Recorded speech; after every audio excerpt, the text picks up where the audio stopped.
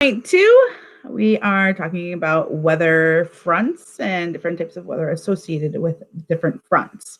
So first part here, air masses. Air masses collide. And because of that, we have different weather phenomena happening. We have our cold weather front at the top, and we have the warm air masses at the bottom of our map here. So closer to the equator are warmer, and closer to the poles are colder.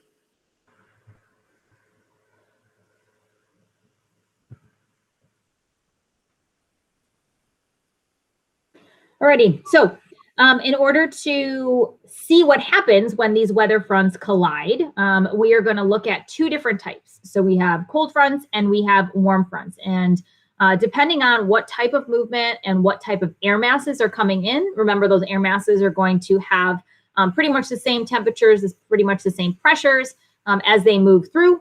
And how they move over and around each other is going to determine the type of weather we have. So on the left here, the first type of front we're looking at are cold fronts. So what does it mean when you hear or you see a cold front on a weather map, or you hear about that on the news? It means cold air is moving in quickly. Note the speed of the movement. As you're going to see, that's going to make a difference in how the different weather is generated.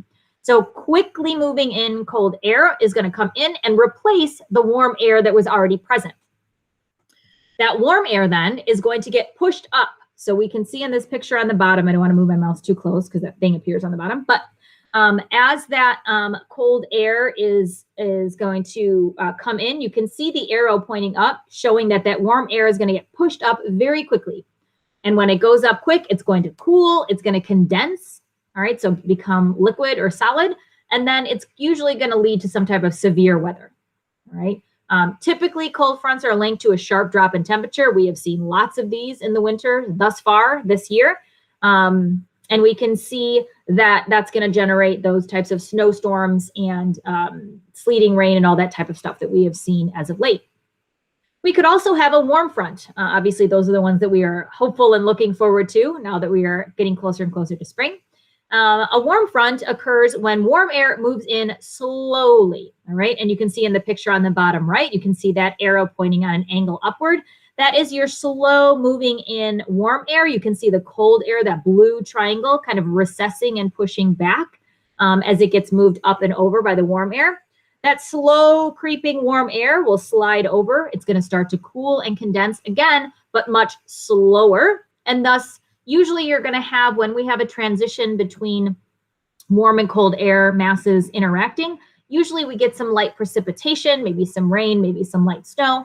But then we see that rise in temperature, and usually we get some nice pleasant weather after that, all right, whether it's calm and sunny or it's warm and really nice outside, all right? The other thing that you'll see on a weather map, besides fronts moving in, which are designated by these triangles and circular arrows that you can see on the map on the bottom, you'll also see capital H's and capital L's, and those indicate high and low pressure systems that are moving in or out of an area. And obviously, as they are moving in and out of the area, that's going to cause, again, different types of weather to occur. Low pressure systems are obviously linked to drops in pressure, and that's usually because a cold front has come in. Cold fronts are usually going to be associated with those low pressure systems. And what happens is all of that air that has moisture or water vapor in it is going to converge, meaning come together. It's going to start circulating around itself, and then it's going to rise. And when we get air moving and circulating and coming upwards, that's usually going to lead, again, to precipitation, rain, snow, sleet, etc., and high winds. In this case, is going to talk about some of the events that happen because of that, hurricanes, tornadoes, all that good stuff. We could also have a high pressure system move in. High pressure systems are associated with rises in pressure, and usually that's because cold air is sitting in an area, so allowing for a warm front to come and move over and on top of it.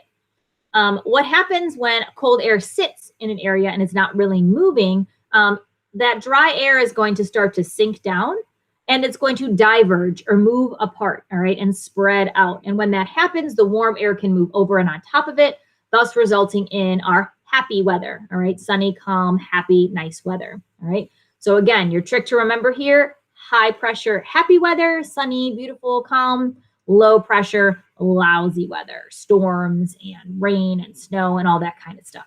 So let's take a look at some of those lousy low pressure systems that we have. All right, first being thunderstorms.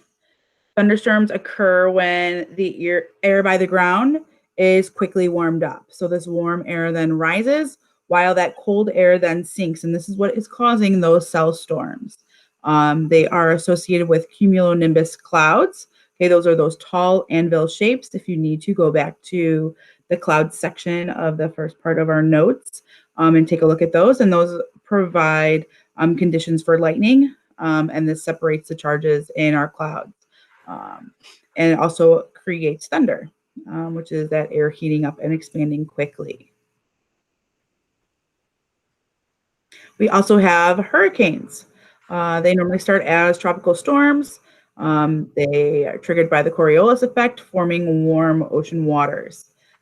Because of the low pressure system, it has in the middle or the center, it has rotating winds of about 74 to 157 miles per hour. On average, they can be 300 miles in diameter, and that eye of the hurricane could be as wide as 20 to 40 miles wide. It's normally calm in the center and is normally a clear area. We have some videos here as well that are pretty cool to check out of people who are daring enough to fly in helicopters or some type of plane to go over these crazy hurricanes. And then we also have tornadoes. Tornadoes originate with supercells. They are a low pressure center with rotating winds. They form condensation funnel clouds in the air, and those are referred to as the tornado touches the ground. And we have somewhere here in the US called the Tornado Alley, which is in the Great Plains. There are lots of activity of tornadoes here because of the cold and dry air from Canada meet up in this area. If you take a look back at our air masses on the first slide, you'll see where those kind of come together and collide, and that moist air from the Gulf of Mexico come in, and this is what creates this tornado alley in the Great Plains area of the United States. That top video there on the top left is a great one to watch and view to kind of get a very simplistic idea of how those tornadoes work.